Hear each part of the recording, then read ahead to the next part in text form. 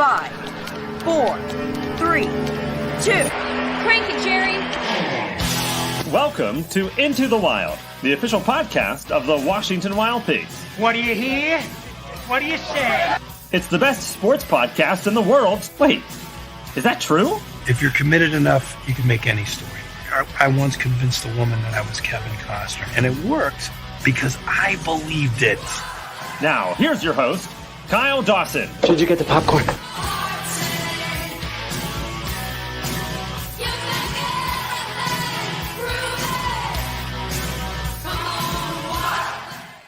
Back on the Wild Things Baseball Network for our post-game show, as well as our Into the Wild podcast highlights of a Wild Things win in a rubber game against the Joliet Slammers in front of a third straight sellout crowd. A sellout all weekend sellout, if you will, that sees 10,136 fans come to Wild Things Park to take in two wins against the Joliet Slammers and one of the best weekends in recent memory of the Washington Wild Things, along with Friday seeing the debut of James Meeker, the fifth former Wild Thing to debut at the major league level with a scoreless inning for the Milwaukee Brewers. Let's go through the scoring for today's game. It starts in the top of the first inning. The Joliet Slammers got a two-run homer by Matt Warkentin against left-hander Kobe Foster, who made the start and gets the win for the Wild Things today. The two-run homer by Warkentin would open the scoring, his sixth of the year for the Joliet Slammers. In the bottom of the first inning, after a walk to Caleb McNeely, a double play ball, and then Wagner Lagrange reaching on an error, it allowed, with runner on base, Andrew Check to step to the plate. And he didn't wait tonight, delivered a hit to extend his on-base streak to a franchise record 58 games on the year. And a two-run homer for Andrew Check tied the game at 2 apiece. Fire is charged on the throw. And Check in the air to right center field. We are tied, just like that. Okay, Check. On-base streak has reached 58 games, a first-inning two-run shot.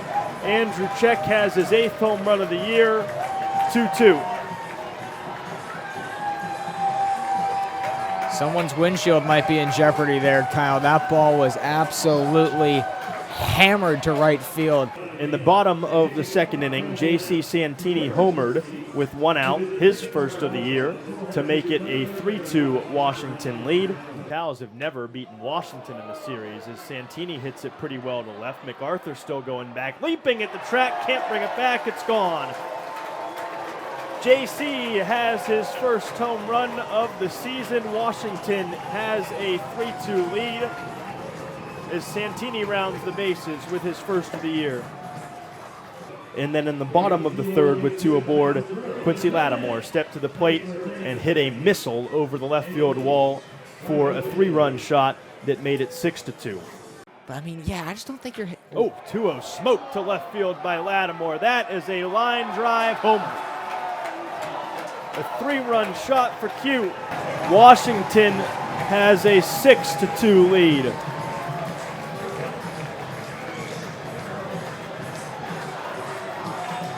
As Lattimore strikes on a missile. Joliet would score a run in the top of the fourth inning on an RBI sacrifice foul out by Drew Stengren, the catcher that brought home Warkentin, who had doubled to start the inning.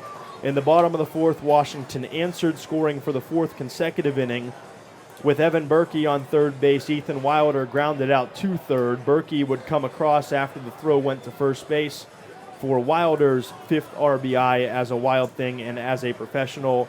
That made it a 4-run lead again for Washington at 7-3. Here's the pitch from Fee, and Wilder chops that one to third. Runner from third goes. They'll make the play at first, and Berkey will slide into home to score the run. 7-3 Wild Things lead now.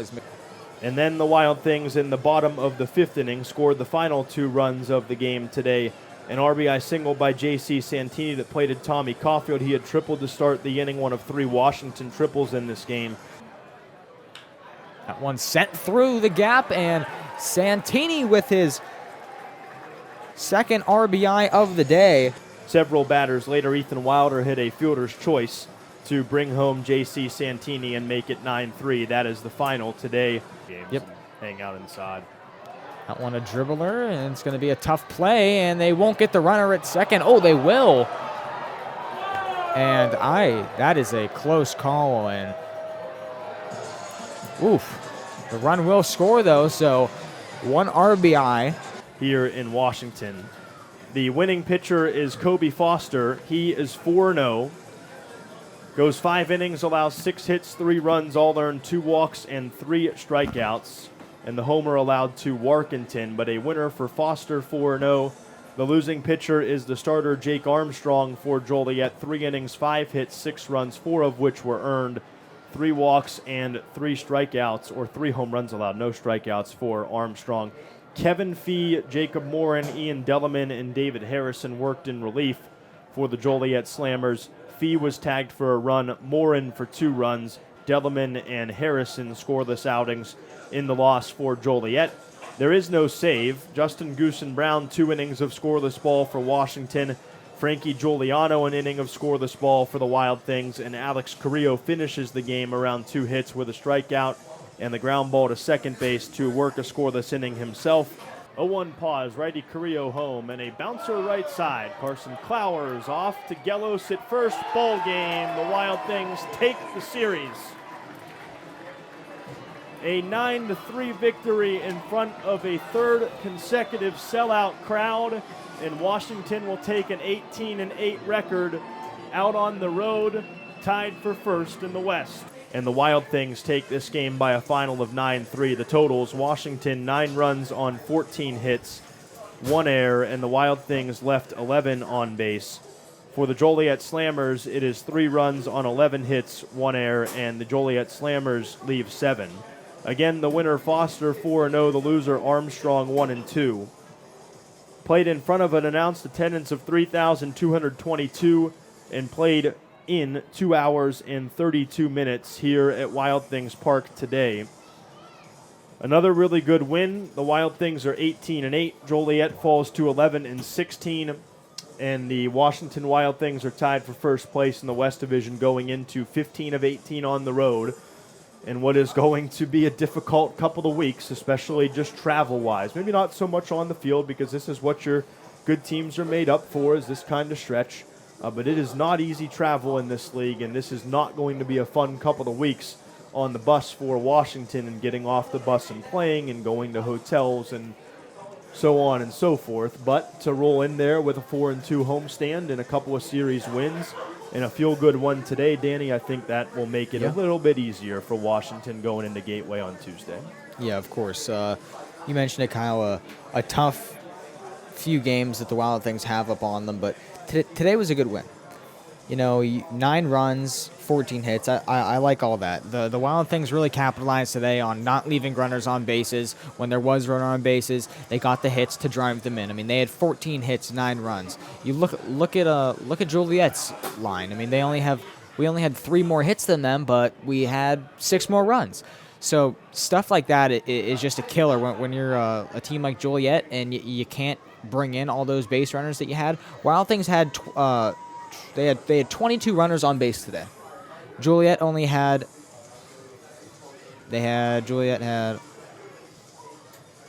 13. Yeah, they had 13 runners on base in total today, and I really liked what I saw out of Washington's offense today. But the issue today was giving up 11 hits. You're not going to get as lucky as you do with today, giving up 11 hits and only getting 3 runs out of it. There's going to be times where the script will be flipped, and we get 14 hits, only 3 runs. They get 11. You know, it's just stuff like that. It's baseball. It happens.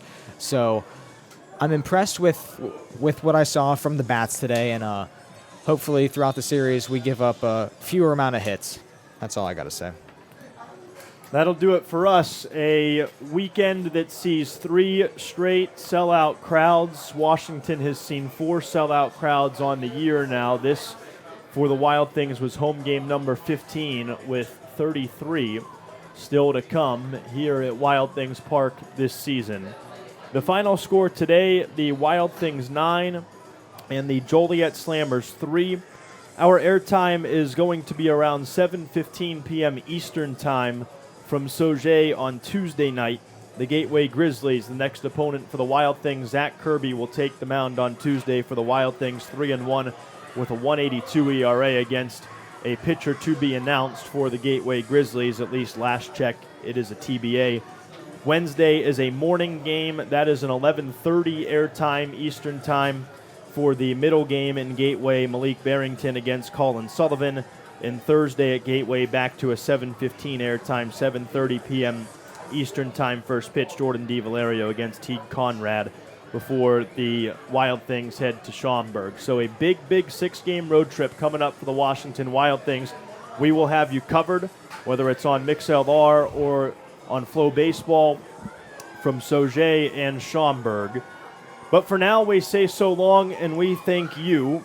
If you were here at the ballpark at any point this weekend, a big thanks. This is one of the most successful weekends since I've been here, and I've been here almost a decade. From a business standpoint here in Washington, over 10,000 fans packed the gates to see the Wild Things and the Joliet Slammers this weekend, and it was an absolutely fantastic weekend for the organization and for the ball club, a series victory. So that is impressive stuff and great stuff as well for the Wild Things. Our crew today did a good job. Nathan Osler, Sammy Kessler, and Connor Hoy, along with our directors, I should say, over the weekend, Reese Clausen and Mike Greco, our producer, Carlin Whalen, the entire way.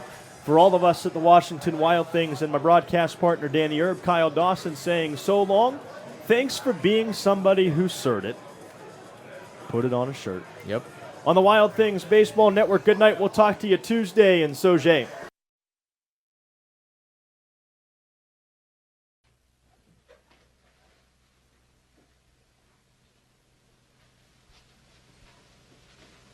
You're still here? It's over. Go home. Go.